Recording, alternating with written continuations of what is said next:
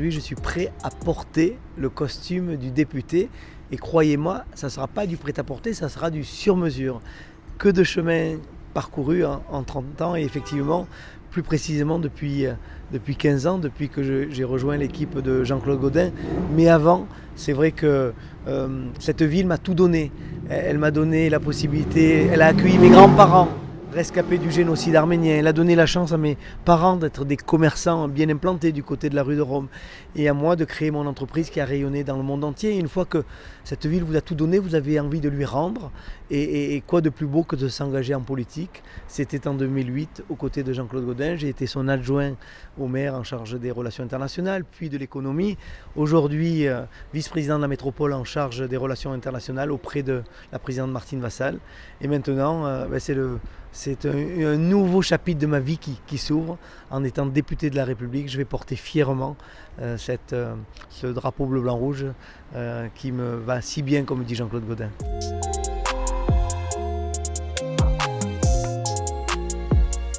Elle a été une députée incroyable. C'est une femme que j'ai rencontrée il y a 5 ans. Elle n'était que à la Chambre de commerce, élue à la Chambre de commerce en charge du cinéma.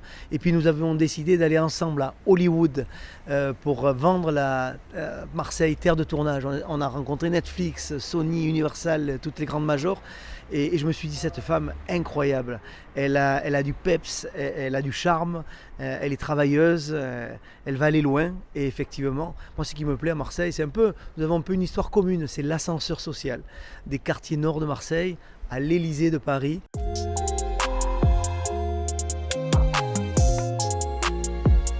Je vais profiter de mon expérience d'entrepreneur, de mon expérience d'élu, parce que l'emploi, l'attractivité, parce que l'économie, ce sont mes terrains de jeu favoris.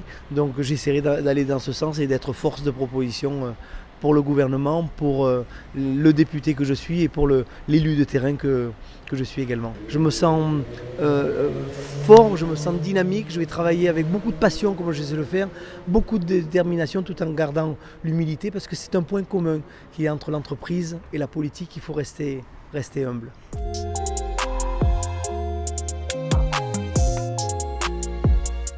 Je rentre d'Arménie, vous savez que ce pays qui me tient à cœur, en plus ici à Marseille, 80 000 Français d'origine arménienne, 100% Français, 100% Arméniens. Je rentre d'Arménie et la situation en Artsakh, dans le Haut-Karabakh, est dramatique. C'est 120 000 personnes qui sont en train de mourir de faim. C'est un véritable génocide dans lequel on est en train d'assister. La France, me disait-on en Arménie, j'ai rencontré le ministre des Affaires étrangères, est le pays qui fait le plus au monde avec des interventions, avec des envois de forces européennes, avec des envois d'un observateur militaire également. Mais il faut aller davantage, il faut faire plus. Et donc ça sera la première question que j'aurai, je l'espère, à poser au gouvernement dès ma prise de fonction et dès ma rentrée dans l'hémicycle. Ça sera le 26 ou 27 septembre.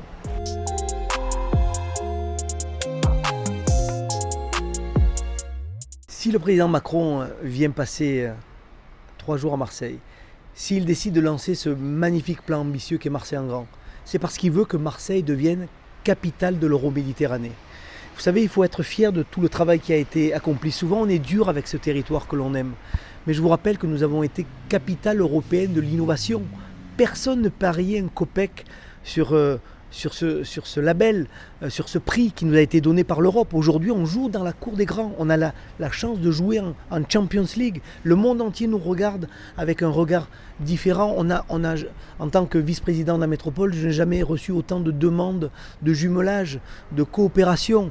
Vous savez aussi, nous sommes en train de rentrer dans le top 5 des hubs de la connectivité. Et ça, le grand public ne le sait pas souvent, pas vraiment. Nous avons, grâce aux 16 câbles sous-marins et bientôt 5 de plus, nous connectons la moitié du monde de notre territoire, de la métropole. Et ça, c'est énorme parce qu'à la clé, c'est quoi? C'est des retombées économiques, c'est de l'emploi. Parce que maintenant, c'est des data centers qui se battent pour venir s'installer à Marseille. Parce que vous savez, la data, c'est l'or noir de cette nouvelle révolution industrielle. Ils sont tous là. Et dans un deuxième temps, ça sera les filiales des grands groupes, les Facebook, les Amazon, les Disney qui sont déjà dans data center, ils viendront installer des filiales. Donc moi je suis très très confiant dans l'avenir de ce territoire.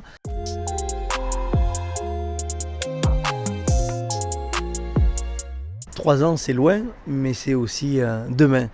Donc vous dire que avant de parler d'une personne, qu'elle soit une femme ou que ce soit un homme, je voudrais parler plutôt de l'unité. Parce que ce qui nous a fait défaut dans la dernière élection des municipales, c'est ce manque d'unité qui a fait que nous avons été à la défaite.